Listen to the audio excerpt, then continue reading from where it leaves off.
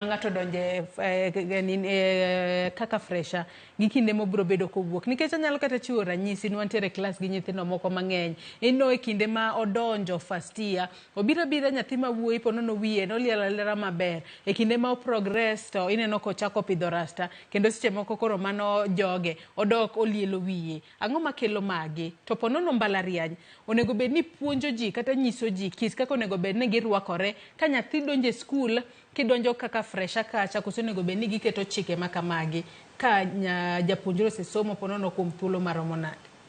Rokamano Joyce, kaka nosach ni in two way. Ibodo nitie ng'at mane donjo ka rwakre indecently, to do olwakre maber. Nitie jok mane donjo ka rwakre marach, odhi change. Jok mawuok marach to maber, nitie gimluongo self-realization. Odhi realize ni kama kana rwakra ne ok fita. Alafu nitie gimiluongo ni peer pressure gi social media. Abo donjo Instagram mane kaka ajibo rwakra, ada fit in kaka ajibo rwakra nikech en student.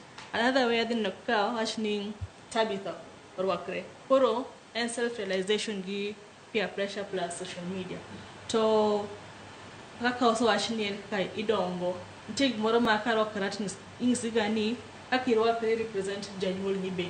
Koro e kaka bro wuok kae adhi kumoro kaka adabiro kae tarwako mini dress machalo kaka ma modhi nena e TV en very decent but nitie kaka again karwakra ka adhi e club it's okay kene mini skirt.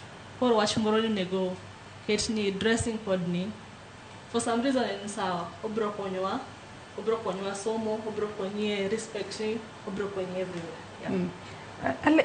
Liyo korka kori winjo kanyo ka